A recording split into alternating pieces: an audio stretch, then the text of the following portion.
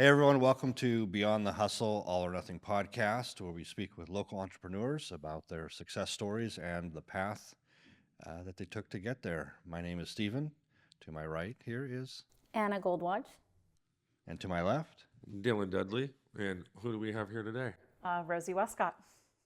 And what do you do, Rosie? I own hair salons. I own the Vault Salon. We have 2 locations, one in Roseville and one in Rockland.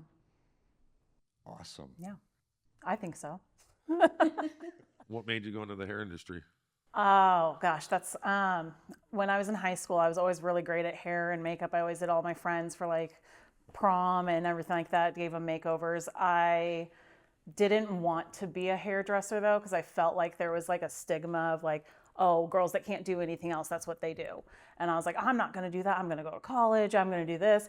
My first semester in college, I got a job doing hair and makeup for a photography studio, and I really realized that that's what I loved, and school was not that entertaining. So I actually went down to LA at that time because my passion at that time was makeup, and I learned how to do special effects makeup, and I started working in the TV and film industry and never looked back. As far as salons, Wait, hold on. TV and film industry. yes, yeah, Anything that we've seen. yes. Well, if you're older, I suppose it's 20 years ago. So I'm sure you guys might be familiar with The Man Show. Everybody's here except for Dylan. The Man Show Yes, with Jimmy Adam Kimmel Carolla. and Adam Carolla. Yeah, Yes, yeah, that yeah. was my main gig. I worked, Chug. yes, I worked with Jimmy and Adam personally. I was their Oh, makeup cool. artist. So yeah, Nice. and then I've done plenty of other well-known celebrities as well. Yeah, Adam's come a long way from being the Mr. Chug and He boob man to now he's like a conservative podcast guy now. At the time, I'm not going to lie, he wasn't my favorite person to work with. There was not much Pretty acting. chauvinistic back There was then. not much acting involved in that role. Let's just put it that way. But I had a great time on that set. Jimmy and I got along really well, and it really, it paid my bills, and it changed my projection in the industry. So it was awesome. Good. So what brought you back here to do hair? So my mom, I'm a only child to a single parent. My mom raised me by herself. So she got ill and was not doing well. And so I moved here where she had relocated, and I wanted to help her out. And she has since passed, but I was here for her last years. And once I moved here, I started working in salons and started building my career. And when I first moved to Roseville, I called it the suburban bubble. I was like, they all drive the same car. They have the same bag. I was like, oh no, I'm not gonna lie, I hated Roseville when I first moved there. But then I got married and I have kids, and now I fit the suburban bubble. Made my fit right in. So do you drive a minivan? No, but I do drive an SUV. Yeah. Joined the cult. There you go. Nothing wrong. So as a salon owner, you probably hear a lot of crazy stories. Absolutely. Let's hear some of them. I would say the wildest story I ever heard was there was a gal, she was about 16 years old, sitting in my chair, and she decided to open up to me. There's something about what we do, like we physically touch people. Not every industry do you physically touch people, so it's like with that, people open up to you. And you're not always prepared for that, but she shared with me that her father had murdered her mother. What? Wow. When she was a little kid. And he had fled the country, and he was on the America's Most Wanted list. She's like, oh yeah, you can go home and watch like the episode on him. I'm like, and what did I do when I got home? I went home and watched the episode. Right. But the wildest thing is that, yeah, he was this like fugitive that they were trying to catch, and he would call and visit them. She was telling me how he came home and visited, and she knew. The heck? And I was like, what? Wild. That's crazy. That was the most wild story I've probably ever heard. Yeah, that's pretty wild. And again, I was like, keep going. What else do you got to say? She's like, I still gotta wash your hair. Yeah. We got more time. Exactly, we have more time. That was really the Wash your wildest hair one. extra slow. Wow. That's crazy. Yeah, I'd love to write a book called Behind Your Back, because we stand behind people, and like all the stories that I've heard. I'd buy the book. Right? Yeah, I would. New York's bestseller. We'll see. There you go. So that got you to where your salon's at, or going into the industry for it. What did you do to go ahead and start deciding not only do you want to go ahead and do hair and makeup, but then you want to go have your own salon? So I started my career in a commission environment salon. And when I first got out of, like hair school, like I was experienced in the industry of hair and makeup, but like behind the chair, techniques are different. It's different than what I was used to. So the salon I joined, they had a lot of education. There was a team environment. You could learn from other people. So the salon I started in and the salon I left were two different salons. They stopped doing education. There was no growth path. It was like, this is what everybody gets charged. This is it. There was no like expanding. So I left there and I decided to rent my own chair, as many hairdressers do. They have their own small business. And that's where I started discounting myself, doing packages, basically almost destroyed my career by doing bad business. And that's where I got really passionate about changing that and really educating myself. Isn't it funny how when you give someone a discount, they tend to be your most difficult client? Yeah, you're discounting yourself. Yes, you're discounting yourself. Yeah, so learned the hard way. And so I didn't know what to do. I just knew what not to do. And I got really passionate about, I wanted to change the industry and I wanted to change lives. I wanted to create more success stories. During that time, I became the sole proprietor for my family. I became the independent stylist. And so I had no choice but to be successful. And so I now create success stories for others. Nice. That's awesome. Yeah. Nice. And how many stylists do you have working for you now? 22. 22 in 2 locations? 2 locations. And I hear a rumor there's a third one coming. I would like to open my third next year if everything keeps going the way it's going, but you never know. Like when I opened my second location, I had 3 of my top stylists walk out the week before we opened. Wow. Wow. So it's not always easy and you never can predict anything. So being ready for anything and everything. So your 2 locations right now are Roseville. Roseville and Rockland. Easy third location will be Lincoln, just because we already have people driving in from there. I would like to go across the pond, as I call it, to Folsom. I'd like to get Folsom. I'd like to get Sacramento, and then from that triangle, expand to the entire Sacramento area. Like it. I like the concept that you have where you are teaching them to run their own business. Yeah. Which is very different. Most people just, okay, here's a chair, rent it out, go find some people, or you're working on commission. So however many clients you get just depends on, the calls that come in and who I schedule with you. So that is one thing. I've created the magic bus of clients that drops off at their front door. They don't have to market themselves. They are booked. They are busy. But we teach them like how to be smart with their finances. We teach them to pre-plan their days. We teach them to track their numbers so that they know how much they're making every single day and every single week. That's great. That's really good. Yeah. I love what I do. I love my industry. It's blessed me with so much, and I just want to see more people be successful. And with my salons, I can't do it by myself. I got to bring people with me. So I hope that as they grow, that they want to partner up with me and own part of the company or their own salons within the company. Possibly franchise. Yeah. Shareholders for sure. So what were some of the top struggles you had when you were kind of venturing out into your own? Oh, the list is long. Again, I said I didn't know what to do, but I knew what not to do. So when I first opened my salon, I still am very generous with how I pay my people. However, when I first opened, I was too generous because I believed in making a difference in their lives. And I very quickly learned how to run a business and run a negative business. Yeah. Where there was a time where I literally flipped my couch upside down, looking for pennies, looking for quarters, pawned off jewelry to pay my people and skip my own pay to make sure that they got paid. And it was a really hard conversation to walk into a team of people and tell them that I am so sorry, but I have to change how I pay you. And I felt bad and I made that mistake. Those must have been difficult conversations to have. Yeah. And I had to be transparent of you deserve every penny that you get, but I have to change how I pay you. How did they respond to that? I didn't lose a single person. Wow. I didn't lose because it was that transparency and I think you have to be honest and you have to be transparent, and I didn't lose anybody because of it. They were like, yeah, we understand. We want to work here. We love this that you're creating. We love the environment. So we're not going to leave because of the 10% change. So that's Nice. That's nice. That's really nice. So what are some other struggles that you? I think being the independent woman that I am, growing up as a only child to a single parent. I was raised to not only take care of myself, but anybody that comes along. Like my mom didn't expect to be an only single parent. So my mom always drilled into my head of like, if you're gonna have kids, make sure that you can take care of those kids on your own without the support of anybody else. And I guess I may have taken it a little too far. I support my entire family, but it wasn't by choice. When I was going through that independent struggle of discounting myself, my husband was diagnosed with cancer.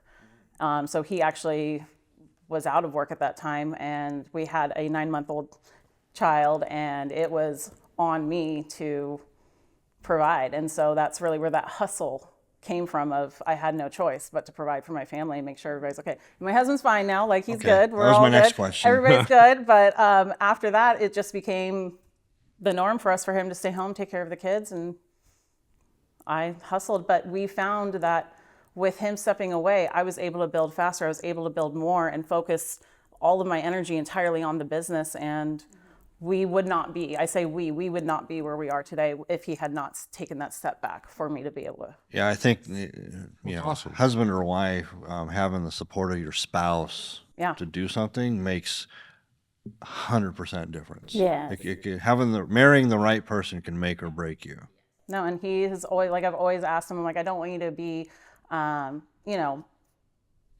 I don't know what the word is. I totally lost the word of like, I don't want him to resent me or be resentful that he's not working. He goes, no, and he's supported every step along the way. He's always been there on the days that I come home crying, going, I don't know if I can do this anymore. When your stylist leave and you're opening a second location, you've doubled your expenses and lost half your income. You're like, what am I doing? And he's like, you got this. It's going to be okay. You're going to come forward. And we have. We've grown 20% or more every single year. Nice. Nice. Oh, nice. That's some phenomenal growth. It is. It's not the norm, and nor is it the norm in our industry. No, salons come and go Yeah. all the time. My first goal was to be $1 million in revenue, and we hit that 3 years ago, and my goal this year is $2 million. Nice. And now with that right there, what makes your salon different from the next one? I think it really comes down to how we treat the guests. At the end of the day, if we don't have people walking in the door, we don't have a business.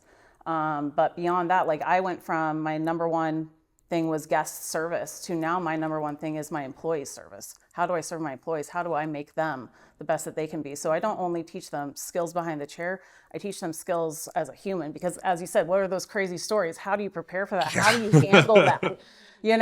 So I really dive into them and making them feel whole. And so that they can serve, like if you're not whole, how are you going to serve somebody else? So I make sure that they feel whole so that they can give the best of themselves to others. Yeah, in the service industries, people often overlook themselves. Exactly. And we get paid on people liking us. Yes. It's a hard thing to they take it personally. Like if somebody doesn't like their hair, they don't like them. I'm like, that's not it. You got to take yourself out of it. So it's hard. And trust me, and they're young. They come out of school in their 20s, ready to go, stars in their eyes, going to make $100,000. And I'm like, you will, but not this year. Eventually, right? You got to build up your client base. That's a big thing. Yes, you have to. Yeah. But I think it's really, we curate custom experiences for every guest. We go above and beyond. We have not only like water, we have sparkling water, we have soda, we have beer, we have wine, we have mimosas. And my next thing is I want to have fresh baked cookies that we give each client, like those little extra touches that They really are. Yeah. Makes me want to stop cutting my own hair and start going I'm telling you, Yeah, there's a difference. beer and cookies. right? It's a win-win. I'm there. I have a horrible hair story that made me want to only go to like better quality hair salons. It's just because, you make the decision, I'm turning 21, I go to this place here in downtown, and I asked if they could perm and color my hair. They should have told me, no, we can't do that at the same time, pick one. No, they did both, and I had this like Frizz. burn hair for years. Like it took me years to fix it, for sure. Like I was a bunner for a minute, just a hair bun.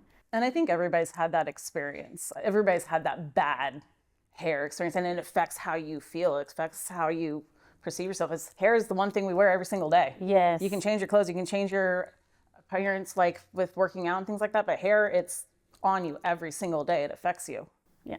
So I grew up in a very strict Christian household. I went to a Christian high school that had a dress code about hair. Yeah. You know, in the 80s, I was into hair metal, all that kind of stuff. Long. But I had to have my hair short. So I talked my mom into giving me these tight perms, home perms, tight perms. So that way, when I was at school, I had this tight little haircut. But when I left, like if I went out on the weekends, I could blow dry it straight, and with, ratted on top. So it's, big Yeah. hair. But All right. just during the school, it was like this tight little, Greg Brady perm. That's amazing. That's creative, though. Oh yeah, yeah, That's amazing. yeah. My kids nowadays, I tell my kids it's hair. It'll grow back. Do what you want. I don't care. My daughter's in high school, senior in high school, and it seems like her hair is every couple of weeks a different color or Yep. something, and she's learned to do it herself. I mean, I may not be promoting my business by saying this, but I say the difference between a good haircut and a bad haircut is about 2 weeks. True. I like my hair nice and short. My wife likes it a little longer.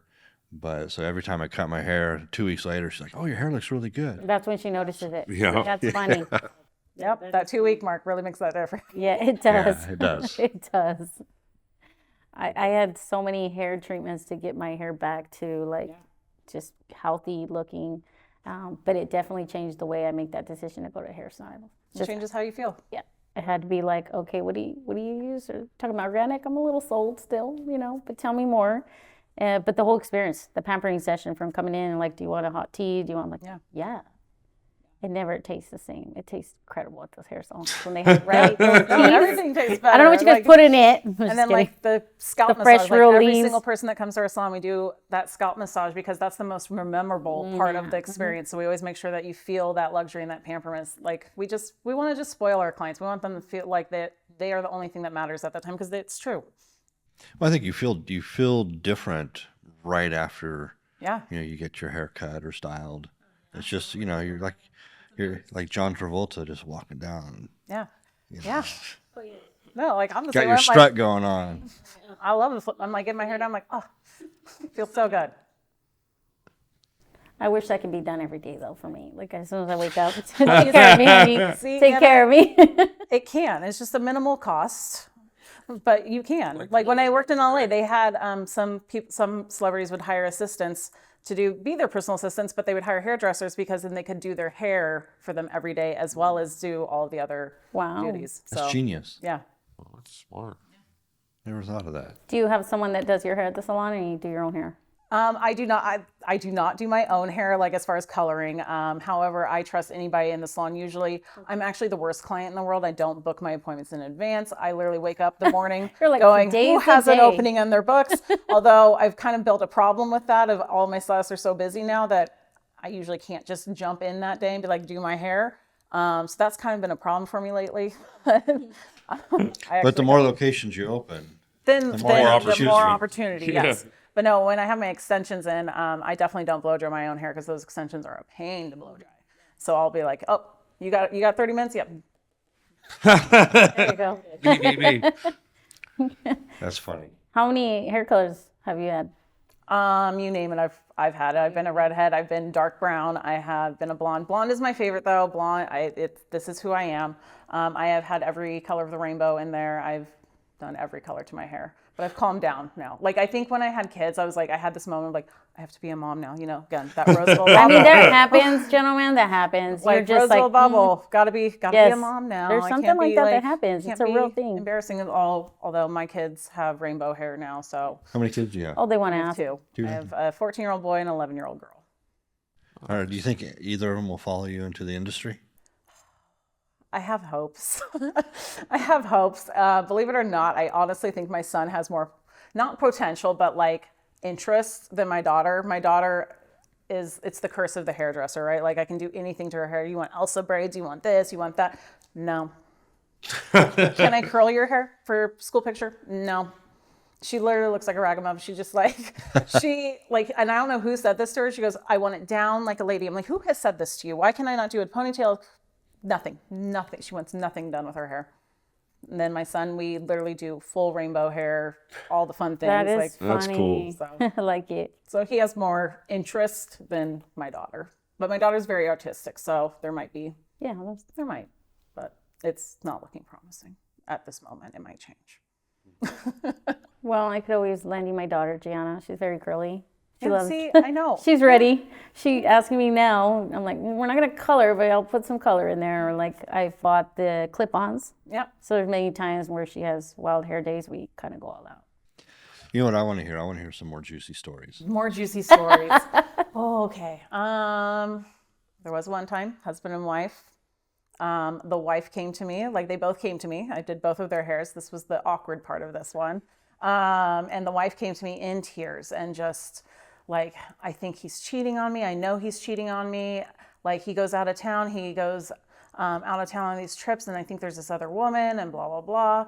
And like she was just a wreck. And then he'd come in and he'd tell me about, oh, his friend out on his trips. And he would tell, like, it was always his friend, but I was like, I know this isn't your friend.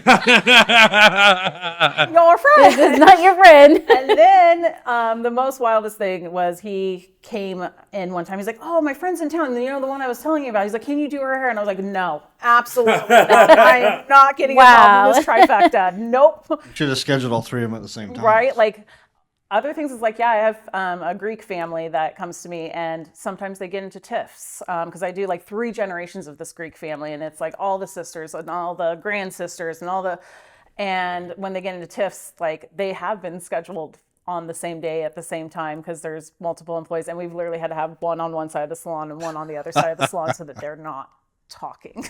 Oh boy. Wow. Orchestrating that is always interesting. Like, and there's times I'm like, oh crap, they're coming at the same time. And like, it's literally like, can you move stations so I can put this person over here? What else? What else? Juicy ones. Oh gosh, I don't know. I mean, there's some client, stylist privileges here. Right? Yes. Like, but I mean, We know no names. no, I know. I'm not naming anybody's names. Trust you that. I think, again, it's one of those things where like, you cry with your clients, you laugh with your clients, you go through everything with your clients. And I think that bond is something that's really cool. Like, again, I'm doing hair 2 days a week, but I'm trying to get away from it. But it's like, I've been doing these people's hair for 20 years. How do you walk away when you've Yeah. gone through, Yeah. You're technically family. Yeah, no, you really are. And like you do their wedding and you do like, you see them grow up, you see their kids, like I'm now doing grandkids. It's wild, but Yeah, and that's like how it is for me in real estate. If you're a new client, I'll pass you off to one of my agents. But if I've worked with you in the past, how do I say I'm not going to work with you anymore? I'm going to pass you off to someone else. it's hard. No, I got to work Yeah. with them. And I love my days behind the chair because I get to see basically like my friends all day. Like I get to hang out all day, not hanging out, I'm doing work, but Yeah. fun to reconnect with all of them. I know I don't get too many. I did get a wild story recently where I realized, again, 2 clients that I did not know knew each other. I connected the dots, and it was one of my clients' daughter-in-law was addicted to drugs, and one of my other clients had just gotten out of rehab. And she had taken somebody into her house, and she was telling me this whole story of this. And she's like, she's doing drugs in my house, and I'm trying to stay sober, and all of this. And she said something, and it was like a nickname for the person. And I turned pale white because I knew exactly who it was. And I was like, oh no, because I knew the other side of the story and the other person. I was like, and again, you have to play like, oh, yeah, oh, right. Oh, that, like being that comrade, but knowing the other side of the story is really hard sometimes. And it definitely, like my assistant, because I work with assistants, she's like, Rosie, you turned pale white. You were like, you almost passed out. I was like, it was one of those things where you're like, it's a hard situation. So Yeah. Well, right now it's time for what we call the hot seat Okay. hustle. That's where we got about 60 seconds or so of rapid fire questions. Say the first thing that comes to mind. Okay? okay. Go first. What terrible habit do you have that you refuse to fix? Terrible habit that I have that I refuse to fix, sarcastic humor. I'm inappropriate and sarcastic. How is and that terrible? And I curse. I curse a lot. I say the F-bomb a lot. Okay. If your life had a warning label, what would it say? Oh, shit. Is that what it was? Maybe inappropriate. If my life had a warning label, what would it say? Hot Mess Express, choo choo. I like that. What's the weirdest compliment that you've ever received? Weirdest compliment. These are hard ones. God, guys. Weirdest compliment. I think I get compliments on my eyes a lot, but I don't know if it's weird or just it's repetitive, I suppose. That's the first thing I usually get. I don't know. I don't know what's weird. I haven't gotten a weird one. All right, how about this one right here instead? What's the dumbest way that you've lost money? Dumbest way I've lost money. God. I want to say like gambling. I think gambling's the stupidest thing in the whole wide world. I really do. Like, $20 is max, but like, I think that's the dumbest thing. Like, you think you're going to make so much and you just no. Yeah, that happens. Yeah, it does happen. They're built to keep you. Exactly. I don't keep me, I keep my money. What's something embarrassing that you're low-key amazing at? Something embarrassing. Embarrassing, yeah, but you're low-key just really amazing at it. I want to say karaoke. I'm really bad at it. Like, I can't sing, but I'm really like fun and entertaining. That is me, and we'll know that next week. Oh, At one of our mixers. I love to karaoke, and I think Dylan saw a preview of it. It was actually awesome. See, Okay, she sung can't like a sing. hardcore rock song. I was Nice. not upset. It was so me and you are gonna Yeah. go down on some like a duet. We have to make sure we get that on video. maybe. Colby. Maybe. What's the first hustle you ever had as a kid?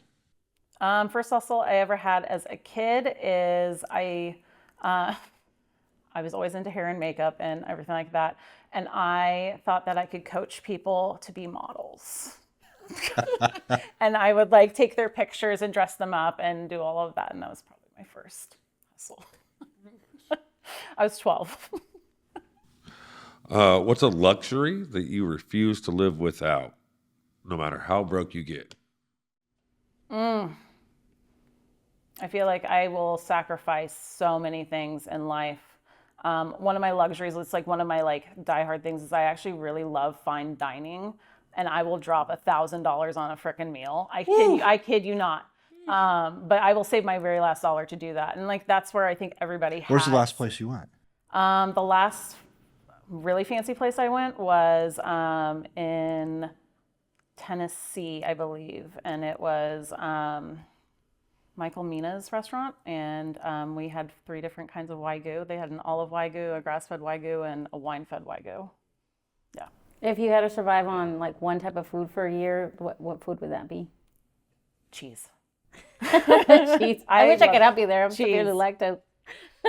What is your go-to guilty pleasure when you need a break from the grind? Alcohol. Okay. Rum with Rosie. Love it.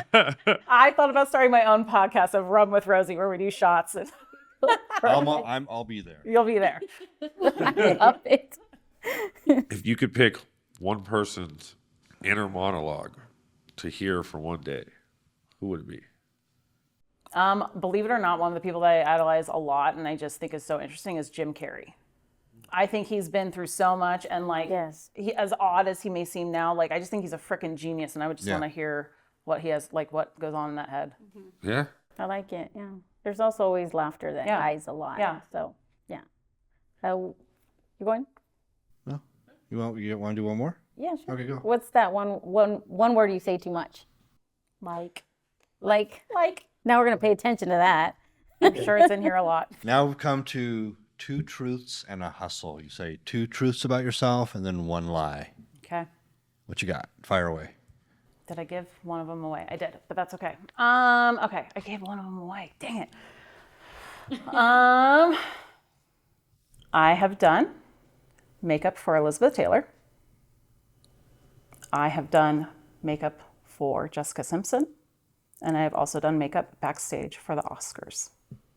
Tune in next week for the answer to that. So, final question. Looking back, what is one early decision that made the biggest impact on your success? Do it scared. Do it scared. Ooh, I like that. I'm going to borrow that. I like that. Yeah. I'm going to steal Do that. it scared. We're all posting that. Right?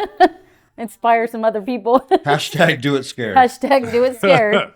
I think opening my business, doing taking that risk, taking that leap. I invested $200,000 of my own money on a dream that may or may not happen, on a hope, a dream. And I was scared shitless. Can I say that? Yes. Yeah. Shitless. I was scared out of my freaking mind that I was going to fail. And it was one of my friends that sat there and she goes, if it fails, where are you going to be? She goes, you're going to be right back where you are now. She goes, do you not like where you are now? I'm like, no, I'm fine. She goes, so do it anyway. Yeah. So you're going to do it. It might scare the crap out of you. I feel like the more it scares you, the bigger the reward. So do it scared. Time passes no matter what you do. Exactly. So- I have a saying in sales, a lot of the folks coming into the industry, when they have to make a decision of doing business with a client or not, and I always say, put your all cards on the table. You're already losing. Put them all on the table. Make your ask, position yourself to be able to lose the client. It's okay. It's going to work out. So Any parting words or advice that you want to give to our listeners and watchers out there that you want them to hear? well, you guys are all about the hustle, and I say get comfortable being uncomfortable. There's a lot of things that are going to be uncomfortable, and the more uncomfortable you are, the bigger you're getting, the more you're growing, the more you're learning. You learn the most in your failures. You don't learn when you win. Yes. You learn when you fail. Yep. So don't be afraid of failing. Don't be afraid of being uncomfortable. Awesome. I love it. I appreciate having you here today. Thank you. This is filmed at CB Studios. If you want information on that, just look below. We'll post the information there, and we're out.